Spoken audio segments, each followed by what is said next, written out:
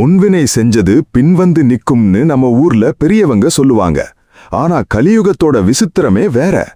இங்க முன்வினை பின்னாடி வர்றதில்ல. நீங்க ஒரு தப்ப செஞ்சிட்டு திரும்பி பார்க்கறதுக்குள்ள அது உங்களுக்கு முன்னாடி வந்து நிக்கும். முந்தைய யுகங்களான சத்ய, திரேதா, துவாபர யுகங்கள்ல கர்மாவோட பலன்கள் விளையறதுக்கு நாளாகும். தான் கிருதயுகத்துல தப்பு பண்ணா அதுக்கான தண்டனை அடுத்த பிறவியிலேயோ இல்ல பல வருஷம் கழிச்சோதான் வரும். ஆனா இந்த கலியுகத்துல பிரபஞ்சத்தோட அதிர்வுகள் மிக வேகமா சுழலுது. விதைச்ச உடனேயே அறுவடை செய்கிற இன்ஸ்டன்ட் கர்மா தத்துவம் தான் இதோட முதல் ரகசியம். நல்லா கவனிங்க.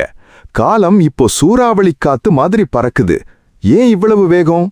ஏன்னா பிரபஞ்சம் தன் கணக்குகளை உடனுக்குடன் செட்டில் பண்ண நினைக்குது. அன்னைக்கு துவாபர யுகத்துல திரௌபதிய துகிலுறிஞ்சப்போ அதுக்கான தண்டனை பாரத போரா வர்றதுக்கு வருஷக்கணக்கில காத்திருக்க வேண்டியிருந்தது. ஆனா இன்னைக்கு அப்படி இல்ல. நீங்க காலையில ஒருத்தருக்கு வஞ்சகம் பண்ணீங்கன்னா சாயங்காலத்துக்குள்ள ஏதோ ஒரு ரூபத்துல உங்க காசு நஷ்டமாகவோ இல்ல மன உளைச்சலாகவோ அந்த நெகட்டிவ் எனர்ஜி உங்களை தேடி வந்துடும். கர்மா விதி இப்போ ரொம்ப அப்டேட் ஆயிடுச்சு. கிருஷ்ணர் ஸ்ரீமுத் பாகவதத்துல காலத்தின் வேகத்தை பத்தி ரொம்ப தெளிவா சொல்லியிருக்காரு. யுகத்தோட ஆயுள் குறைய குறைய அந்த யுகத்துல நடக்கிற சம்பவங்களோட வேகமும் அதிகரிக்கும். இன்னைக்கு நாம பார்க்கிற திடீர் விபத்துகள், திடீர் மரணங்கள், ஒரே நாள்ல கோடீஸ்வரன் பிச்சைக்காரன் ஆகிறது, பிச்சைக்காரன் கோடீஸ்வரன் ஆகிறது, இது எல்லாமே இந்த அதிவேக கர்ம சுழற்சியோட வெளிப்பாடுதான். பிரபஞ்சம் இப்போ ரொம்ப அவசரமாயிருக்கு. அது எதையும் தள்ளி போட தயாரா இல்ல. நீங்க நினைக்கலாம், நான் செஞ்ச தப்பு யாருக்குமே தெரியாது, நான் ரொம்ப ரகசியமா தானே பண்ணுனேன்னு. ஆனா இயற்கையோட சிசிடிவி கேமரா உங்க மனசுக்குள்ளேயே இருக்கு. நீங்க செய்யற செயலோட வீரியம் பிரபஞ்சத்துல ஒரு அதிர்வை உண்டாக்குது. அந்த அதிர்வு ஒளி வேகத்துல போயிட்டு அதே வேகத்துல உங்க கிட்டயே திரும்பி வருது. இதுதான் கலியுகத்தோட கர்மாவிதி மாற்றம். இந்த வேகத்தை நாம புரிஞ்சுக்கலன்னா வாழ்க்கையில வர்ற அடிகள் ஏன் வருதுன்னே தெரியாம நாம தத்தளிச்சுக்கிட்டே இருக்க வேண்டியதுதான். கலியுகத்தோட இந்த வேகத்துக்கு ஈடு கொடுக்கணும்னா நம்ம எண்ணங்கள்ல நாம ரொம்ப கவனமா இருக்கணும். ஏன்னா செயலை விட இங்க எண்ணங்களுக்கு தான் பவர் அதிகம். அது எப்படி நம்மள காலி பண்ணுதுங்கிற ரகசியத்தை அடுத்ததா ஆழமா பார்ப்போம். நான் நினைச்சதுதான் நடந்துச்சு அப்படின்னு சில நேரங்கள்ல நாம ஆச்சரியப்பட்டு பேசுவோம். முந்தைய யுகங்கள்ல ஒரு மனுஷன் தான் உடம்பாலேயோ இல்ல கையாலேயோ ஒரு செயலை செஞ்சா மட்டும்தான் அது கர்ம கணக்குல ஏறும். மனசால ஒரு தப்பான விஷயத்த நினைச்சா அதுக்கு பாவம் கிடையாதுன்னு அன்னைக்கு விதி இருந்தது. ஆனா கலியுகத்தோட மிகப்பெரிய ரகசியமே என்னன்னா, இங்க உடல் ரீதியான செயல்களை விட மனதால நினைக்கிற எண்ணங்களுக்கு வீரியம் ரொம்ப ரொம்ப அதிகம். தீய எண்ணமோ அல்லது நல்ல எண்ணமோ அத மனதுல தீவிரமா நினைச்ச மாத்திரத்திலேயே அதற்கான கர்ம கணக்கு இங்க ஓப்பன் ஆகிடுது. நல்லா கவனிச்சு பாருங்க. இன்னைக்கு பிரபஞ்சத்தோட கன்ஃபெக்ஷன் ரொம்ப ஸ்ட்ராங்கா இருக்கு. நீங்க மனசுக்குள்ள ஒருத்தருக்கு கெடுதல் நடக்கணும்னு வஞ்சகமா நினைச்சீங்கன்னா அந்த எண்ணம் ஒரு நெகட்டிவ் அலைகளா மாறி பிரபஞ்சத்துல பாயும். அது அவங்கள தாக்குதோ இல்லையோ அந்த எண்ணத்தை உருவாக்கின உங்களோட மனசையும் உடம்பையும் உடனே தாக்கிடும். எண்ணங்கள் மிக விரைவாக செயல்களாக மாறி அதோட எதிர்வினை நம்மை உடனடியாக வந்தடைகிற காலம் இது. அதனால தான் இன்னைக்கு பல பேருக்கு வெளியில எந்த பிரச்சனையும் இல்லாத மாதிரி இருக்கும், ஆனா மனசுக்குள்ள ஒரு நரகத்தையே சுமந்துட்டு இருப்பாங்க. கிருஷ்ணர் பகவத்கீதையில ஒரு உன்னதமான ரகசியத்தை சொல்றாரு. மனுஷன் எதை சிந்திக்கிறானோ அதுவாகவே அவன் மாறுகிறான். கலியுகத்துல கலிபுருஷனோட வேலையே உங்க எண்ணங்கள்ல விஷத்தை கலக்கிறது தான். ஒருத்தரோட வளர்ச்சியை பார்த்து பொறாமப்படுறது, மத்தவங்க அழுகிறத பார்த்து மனசுக்குள்ள சந்தோஷப்படுறது, இதெல்லாம் வெளியில தெரியாத பாவங்கள்னு நினைச்சிட்டு இருக்கீங்களா? இல்ல, இந்த மனப்பாவங்கள் தான் இன்னைக்கு மனுஷனை இன்ஸ்டன்ட்டா அஃபெக்ட் பண்ணுது. நீங்க மனசால ஒரு தப்ப தீவிரமா யோசிக்கும் போதே உங்க உடம்புல இருக்கிற நல்ல செல்கள் எல்லாம் அழிய ஆரம்பிச்சிடுது. இன்னைக்கு இருக்கிற இந்த 2026 காலகட்டத்துல நம்ம எண்ணங்களோட வேகம் இன்னும் பல மடங்கு அதிகமாயிருக்கு. காலையில எழம்போது மனசுல இருக்கிற ஒரு சின்ன கோபம் அன்னைக்கு நைட்டுக்குள்ள ஒரு பெரிய சண்டையாகவோ இல்ல ஒரு நஷ்டமாகவோ உங்க கண்ணு முன்னாடி வந்து நிற்கும். ஏன்னா கலியுகத்துல எண்ணத்துக்கும் செயலுக்கும் நடுவுல இருக்கிற அந்த இடைவெளி, டைம் கேப் ரொம்ப குறைஞ்சு போச்சு. முந்தைய யுகங்கள்ல ஒரு மரத்தோட விதை முளைச்சு மரமாகி காய் கொடுக்க வருஷக்கணக்கில் ஆகும். ஆனா கலியுகத்துல அது ஹைபிரிட் செடி மாதிரி வெச்ச உடனே காய் கொடுக்குது. உங்க எண்ணங்களும் அந்த ஹைபிரிட் விதைகள் தான். அதனால தான் மனசுக்குள்ள ஒரு சின்ன நெகட்டிவ் எண்ணம் வந்தா கூட அது அப்பவே டிலீட் பண்ண கத்துக்கணும். எனக்கு எப்பவும் கெட்ட எண்ணமே வருது அப்படின்னு கவலைப்படாதீங்க. எண்ணங்கள் வர்றது இயற்கை. ஆனா அதுல நல்ல எண்ணங்களை மட்டும் வச்சுட்டு தீய எண்ணங்களை உடனே தூக்கி போடணும். எப்போ உங்க எண்ணங்கள் தூய்மையாகுதோ அப்போ உங்க கர்ம கணக்கும் பாசிட்டிவா மாறும். ஆனா இந்த எண்ணங்களோட வீரியம் இவ்வளவு வேகமா நமக்கு திரும்புறதுக்கு இன்னொரு முக்கியமான காரணமும் இருக்கு. அதுதான் தர்மத்தோட பலவீனம். 4 கால்ல நின்ன தர்ம தேவதை இன்னைக்கு ஒரே ஒரு கால்ல தத்தளிச்சு நிக்கிற அந்த ரகசியம் என்ன? அது எப்படி நம்ம கர்ம வினையை தீர்மானிக்குது? அதை அடுத்ததா ரொம்ப ஆழமா பார்ப்போம். பூமி ஏன் சார் இப்போதெல்லாம் அடிக்கடி அதிருது? மனுஷன் ஏன் இவ்வளவு சீக்கிரம் சகிப்பு தன்மையை இழக்கிறான்? இப்படி ஒரு கேள்வி நமக்குள்ள எழும். மகாபாரதத்துல வியாசர் ஒரு ரகசியத்தை சொல்றாரு. தர்மம்ங்கிறது ஒரு யுகத்தோட அஸ்திவாரம். 4 கால்களுடன் இருந்த தர்ம தேவதை கலியுகத்துல ஒரே ஒரு காலில் மட்டும்தான் நிக்குது. அந்த ஒற்றை கால் தான் உண்மை அல்லது சத்தியம். தவம், தூய்மை, கருணைங்கிற மத்த 3 கால்களும் இந்த யுகத்துல மொத்தமா முறிஞ்சு போச்சு. தர்மத்தோட பலம் இவ்வளவு தூரம் குறைஞ்சிருக்கிறதுனால அதர்மம் செய்யும்போது பிரபஞ்சம் அதை சமநிலைப்படுத்த உடனடியாக தண்டனையையோ அல்லது எதிர்வினையையோ வழங்குது. நல்லா கவனிங்க, 4 கால்ல நிக்கிற ஒரு மேஜைய நீங்க ஒரு பக்கம் தள்ளுனா அது அவ்வளவு சீக்கிரம் சாயாது. ஆனா ஒத்த கால்ல தத்தழிச்சு நிக்கிற ஒரு பொருளை நீங்க லேசா தொட்டா கூட அது டப்புன்னு விழுந்துடும்ல. அதே நிலைமைதான் இன்னைக்கு தர்மத்துக்கும் இருக்கு. கலியுகத்துல அதர்மத்தோட பாரம் கொஞ்சம் அதிகமானா கூட ஒட்டுமொத்த பிரபஞ்சத்தோட பேலன்ஸ் குறைஞ்சு போயிடும். அதனாலதான் சமநிலையை இழக்க விரும்பான பிரபஞ்சம் நீங்க செய்யற தப்புகளுக்கு உடனுக்குடன் ஒரு ஆக்ஷன் எடுத்து உங்க கர்ம வினையை உங்ககிட்டயே திருப்பி அனுப்பிடுது. கிருஷ்ணர் பகவத்கீதையில அன்னிக்கே ஒரு விதியை சொன்னாரு. இயற்கை எப்பவுமே சமநிலையத்தான் விரும்பும். முந்தைய யுகங்கள்ல தர்மத்துக்கு பெரிய பலம் இருந்தது. அதனால அதர்மத்தோட கணக்குகளை பிரபஞ்சம் மெதுவா தீர்த்து வச்சது. ஆனா இப்போ கலியுகத்துல அதர்மம் செய்யறவங்களோட எண்ணிக்கை கோடி கணக்குல இருக்கு. இந்த சூழல்ல பிரபஞ்சம் கர்ம வினையை தள்ளி போட்டா உலகமே தாங்காது. அதனாலதான் நீங்க ஒரு சின்ன வஞ்சகம் பண்ணா கூட பிரபஞ்சத்தோட அவசர நடவடிக்கை காஸ்மிக் எமர்ஜென்சி ஆக்ஷன் மூலமா அதுக்கான எதிர்வினை அடுத்த சில நாட்கள்லயே உங்களை தேடி வந்துடுது. இன்னைக்கு சமூகத்துல நீதி செத்து போச்சேன்னு நாம நினைக்கிறோம். ஆனா மனுஷனோட கோர்ட்ல நீதி தாமதமாகலாம். அந்த பரந்தாமனோட கோர்ட்ல தீர்ப்பு இன்ஸ்டன்ட் தான். ஒருத்தரை ஏமாத்தி நீங்க சம்பாதிக்கிற பணம் உங்க வீட்டுக்குள்ள வர்றதுக்குள்ள ஏதோ ஒரு மெடிக்கல் எக்ஸ்பென்ஸாகவோ இல்ல ஒரு நஷ்டமாகவோ உங்க கையை விட்டு போகுதுன்னா அதுக்கு காரணம் தர்மதேவதை தன்னை சமநிலைப்படுத்த பார்க்கிறான்னு அர்த்தம்.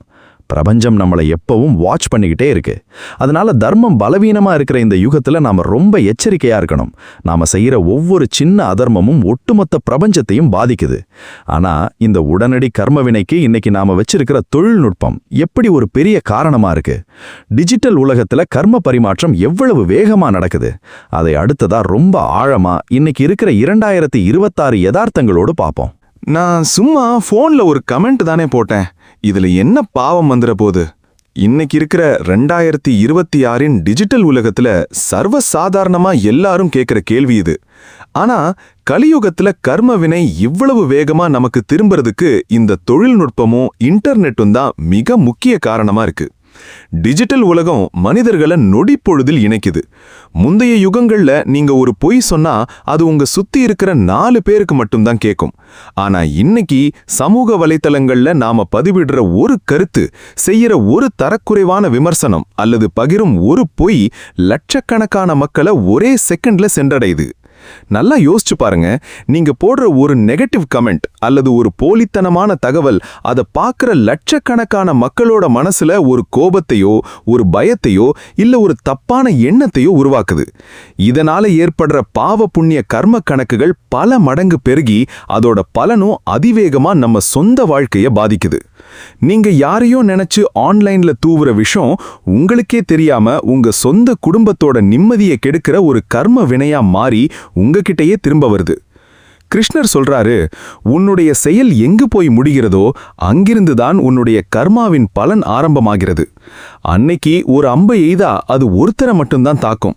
ஆனா இன்னைக்கு சோஷியல் மீடியாவில் நாம ஷேர் செய்யற ஒரு நெகட்டிவ் விஷயம் ஒரே நேரத்துல பல ஆயிரம் பேரை தாக்குற மல்டி டார்கெட் அம்பு மாதிரி.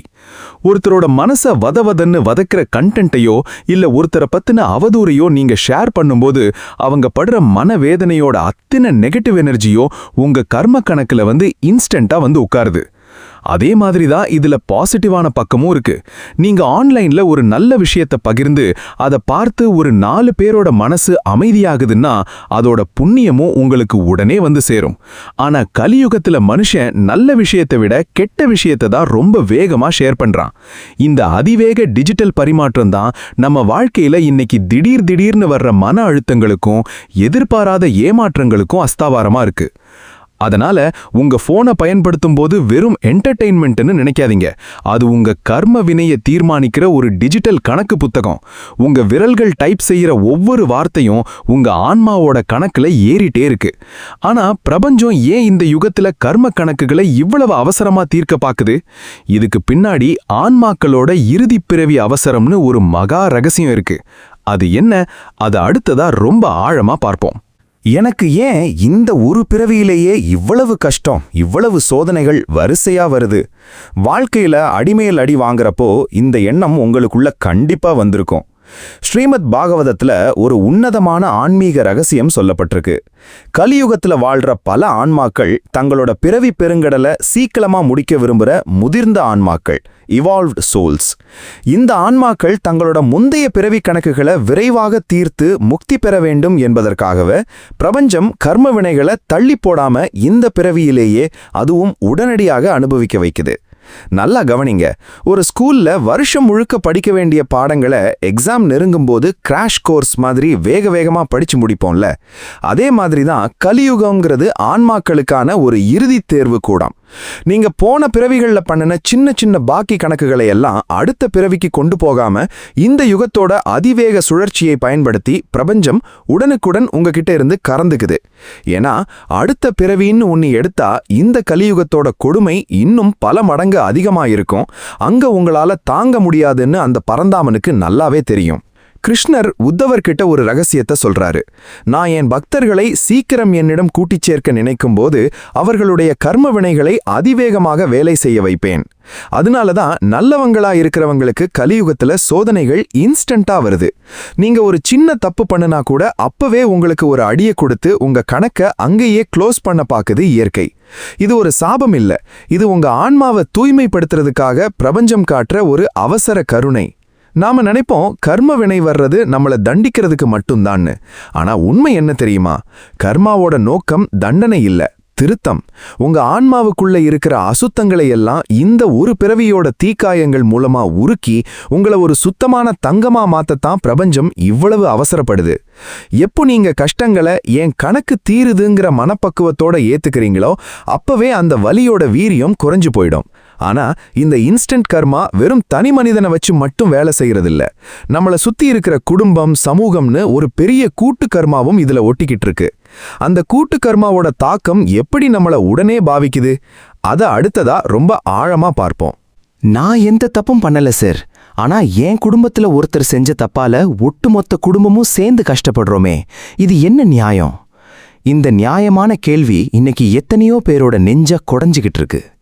கலியுகத்துல தனி மனித கர்மா மட்டுமின்றி குடும்பம், சமூகம், அப்புறம் நாட்டோட கூட்டு கர்மா மிக தீவிரமா வேலை செய்யுது. ஒருவர் செய்யற தவறு ஒட்டுமொத்த குடும்பத்தையோ அல்லது சமூகத்தையோ உடனடியாக பாதிப்பதற்கு காரணம் இந்த கூட்டு கர்மா வலைப்பின்னல் இந்த யுகத்துல மிக நெருக்கமாகவும் பலமாகவும் பின்னப்பட்டிருப்பதுதான். இதை எப்படி புரிஞ்சுக்கலான்னா, நாம எல்லாரும் ஒரே படகுல பயணம் செய்யற பயணிகள் மாதிரி. படகுல உட்கார்ந்திருக்கிற 100 பேர்ல யாரோ ஒருத்தர் இது நான் உட்கார்ந்திருக்கிற இடம், இங்க மட்டும்தான் நான் ஓட்ட போடுவேன்னு ஓட்ட போட்டா அந்த ஒருத்தர் மட்டுமா மூழ்குவார்? இல்ல, அந்த படகுல இருக்கிற அத்தனை பேரும் சேர்ந்துதான் மூழ்கணும். அதே மாதிரிதான் கூட்டு கர்மாவும். கலியுகத்துல மனிதர்களோட எண்ணங்களும் செயல்களும் நெகட்டிவ் பக்கமா அதிகமா இருக்கிறதுனால அதோட ஒட்டுமொத்த பாதிப்பு அந்த சூழல்ல இருக்கிற நல்லவங்களையும் சேர்ந்து உடனுக்குடன் தாக்குது. கிருஷ்ணர் மகாபாரதத்துல விதுரர்கிட்ட ஒரு உண்மையை சொல்றாரு. ஒரு குடும்பத்தின் நன்மைக்காக ஒரு தனி மனிதனை தியாகம் செய்யலாம், ஒரு கிராமத்தின் நன்மைக்காக ஒரு குடும்பத்தை தியாகம் செய்யலாம், ஆனா தர்மத்தின் நன்மைக்காக ஒட்டுமொத்த உலகத்தையே கூட சமநிலைப்படுத்த வேண்டி வரும். அன்னைக்கு துரியோதனன் செஞ்ச பாவத்துக்காக ஒட்டுமொத்த குரு வம்சமே போர்க்களத்துல அழிய வேண்டியிருந்தது. அதுதான் கூட்டு கர்மாவோட பயங்கரமான முகம்.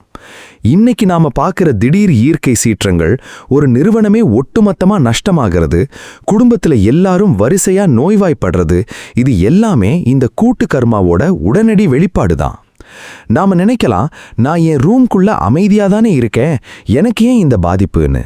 ஆனா உங்க குடும்பத்துல வர்ற அதர்ம பணம், உங்க அப்பா அம்மாவோ இல்ல உங்க கூட இருக்கிறவங்களோ செய்யற வஞ்சகம், அந்த நெகட்டிவ் எனர்ஜியோட நிழல் உங்க மேலேயும் படும். ஏன்னா நீங்க அவங்க கூட ஏதோ ஒரு பந்தத்துல பிணைக்கப்பட்டிருக்கீங்க. அதனாலதான் கலியுகத்துல நம்ம குடும்பத்துல இருக்கிறவங்க தப்பு பண்ணா அதை அப்பவே தடுத்து நிறுத்தணும். அவங்க போற பாதை அவங்க இஷ்டம்னு நாம சும்மா விட்டா அதுக்கான விலையை நாமளும் சேர்ந்து தான் கொடுக்க வேண்டியிருக்கும். கூட்டு கர்மாவோட இந்த ஆபத்திலிருந்து தப்பிக்கணும்னா நாம இன்னும் பல மடங்கு விழிப்புணர்வோட இருக்கணும். ஆனா கிருஷ்ணர் இந்த கர்ம விதியை பத்தி அன்னைக்கு கொடுத்த எச்சரிக்கை என்ன? பிரபஞ்சம் எப்படி நம்மளை இயற்கை மூலமா உடனே எச்சரிக்குது? அதை அடுத்ததா ரொம்ப ஆழமா பார்ப்போம். நாம செய்யற தப்புக்கெல்லாம் உடனே தண்டனை கிடைச்சா மனுஷன் பயந்து தப்பு பண்ணாம இருப்பான்ல. ஏன் கடவுள் உடனே தண்டிக்க மாட்டேங்கிறார் அப்படின்னு நாம நினைப்போம். ஆனா உண்மை என்ன தெரியுமா? பிரபஞ்சம் நமக்கு உடனுக்குடன் சிக்னல் கொடுத்துக்கிட்டே தான் இருக்கு. நாம தான் அதை அலட்சியப்படுத்துறோம். நீ எதை குடிக்கிறாயோ அது உனக்கே திரும்ப வரும் என்ற கிருஷ்ணரோட உன்னதமான உபதேசம் கலியுகத்துல மிக தீவிரமா செயல்படுது. அதர்மம் பெருகும்போது அதை தடுக்கும் விழிப்புணர்வை ஏற்படுத்தவே இயற்கை பேரிடர்கள், திடீர் உடல்நலக் குறைவுகள் மற்றும் மன உளைச்சல்கள் மூலமாக பிரபஞ்சம் உடனடியாக நம்மளை எச்சரிக்குது. பகவத்கீதையில கிருஷ்ணர் காரண காரிய விதியை பத்தி ரொம்ப தெளிவா சொல்லியிருக்காரு. இந்த உலகத்துல காரணம் இல்லாம எந்த ஒரு காரியமும் நடக்கிறதில்ல. உங்களுக்கு இன்னைக்கு திடீர்னு ஒரு பெரிய மன உளைச்சல் வருது அல்லது ஒரு விபத்து நடக்குதுன்னா அது ஏதோ தற்செயலா நடந்ததில்லை. நீங்க ஏதோ ஒரு இடத்துல தர்மத்தை மீறிட்டீங்க. அதை உங்களுக்கு ஞாபகப்படுத்த பிரபஞ்சம் கொடுக்கிற ஒரு இன்ஸ்டன்ட் அலர்ட் அது. கலிமுருஷனோட மாயையில சிக்கி நாம தடம் மாறி போகும்போது இயற்கை தன் சாட்டையை சுடுக்கி நம்மள நல்வழிக்கு கூட்டிட்டு வர பாக்குது. ஸ்ரீமத் பாகவதத்துல ஒரு ரகசியம் சொல்லப்பட்டிருக்கு. கலியுகத்தோட இறுதியில பஞ்சபூதங்களும் மனுஷனுக்கு எதிரா மாறும். ஏன்னா மனுஷனோட எண்ணங்கள்ல இருக்கிற அசுத்தம் பஞ்சபூதங்களையும் தீட்டுப்படுத்துது. இன்னைக்கு நாம பார்க்கிற திடீர் காலநிலை மாற்றங்கள், புதுசா வர்ற நோய்கள், இதெல்லாம் பிரபஞ்சம் நமக்கு கொடுக்கிற எச்சரிக்கை மணிகள். நீங்க இயற்கைக்கு வஞ்சகம் பண்ணா இயற்கை உங்களுக்கு திரும்ப வஞ்சகம் பண்ணும். நீங்க சக மனிதர்களுக்கு துரோகம் பண்ணா அதே துரோகம் வேறொரு ரூபத்துல உங்ககிட்டயே வந்து சேரும். இதுதான் காஸ்மிக் லா. நல்லா யோசிச்சு பாருங்க. ஒரு சின்ன குழந்தை தப்பான பொருளை கையில எடுக்கும்போது அம்மா டக்குன்னு கையில அடிச்சு அதை வாங்குவாங்கல்ல, அதே மாதிரிதான் நாம தர்ம பாதையில போகும்போது பிரபஞ்சம் ஒரு நஷ்டத்தையோ இல்ல ஒரு தோல்வியையோ கொடுத்து நம்மளை தடுத்து நிறுத்த பாக்குது. அதை நாம புரிஞ்சுக்காம எனக்கு ஏன் எப்பவும் கஷ்டமே வருதுன்னு கடவுளை திட்டக்கூடாது. அந்த அடி வர்றப்போ நான் எதை மாத்திக்கணும்னு நமக்குள்ள நாம தேட ஆரம்பிக்கணும். கலியுகத்தோட இந்த எச்சரிக்கை மணி தீய செயல்களுக்கு மட்டுமில்ல. இங்க ஒரு மிகப்பெரிய ஆச்சரியம் என்னன்னா, நீங்க செய்யற சின்ன நல்ல காரியங்களுக்கும் பிரபஞ்சம் உடனுக்குடன் ஒரு உன்னதமான பரிசை தருது. தீமைக்கு எப்படி உடனடி தண்டனையோ, நன்மைக்கு இருக்கிற அந்த இரட்டிப்பு பலன் என்ன, அதை அடுத்ததா ரொம்ப ஆழமா பார்ப்போம். கலியுகத்துல நல்லவங்களுக்கு காலமே இல்லையா சார் அப்படின்னு நீங்க வருத்தப்பட்டு கேட்கலாம். ஆனா ஸ்ரீமத் பாகவதம் இதுக்கு ஒரு பிரம்மாண்டமான ஆறுதலையும் ரகசியத்தையும் சொல்லுது. தீய செயல்களுக்கு எப்படி உடனடி தண்டனையோ அதேபோல் கலியுகத்துல செய்யப்படுற சிறிய நல்ல காரியங்களுக்கும் தர்மங்களுக்கும் பல மடங்கு புண்ணியம் உடனடியா கிடைக்குது. கடினமான இந்த யுகத்துல ஒரு நற்காரியம் செய்யறதுங்கிறது சாதாரண விஷயம் இல்ல. ஏன்னா நம்மள சுத்தி அத்தனை அதர்ம தூண்டல்களும் எதிர்மறை ஆற்றல்களும் நிறைஞ்சிருக்கு. அப்படிப்பட்ட ஒரு சூழல்லையும் நீங்க தர்மத்தோட பக்கம் நிக்கிறீங்கன்னா அதற்கான அங்கீகாரத்தை பிரபஞ்சம் உடனுக்குடன் நன்மையா திருப்பி கொடுக்குது. முந்தைய யுகங்கள்ல ஒரு பெரிய புண்ணிய பலனை அடையணும்னா பல நூறு வருஷங்கள் கடுமையான யாகங்களும் தவங்களும் செய்ய வேண்டியிருந்தது. ஆனா கலியுகத்தோட ஆகச் சிறந்த ரகசியமே என்னன்னா, இங்க நீங்க செய்யற ஒரு சின்ன உதவி, பசியோட இருக்கிற ஒரு ஜீவனுக்கு கொடுக்கிற ஒருவேளை சாப்பாடு அல்லது ஒருத்தரோட மனக்கவலைய தீர்க்கிற மாதிரி பேசுற 4 நல்ல வார்த்தைகள், இது எல்லாமே பல மடங்கு பெரிய புண்ணியமா உங்க கணக்குல உடனே ஏறிடும்.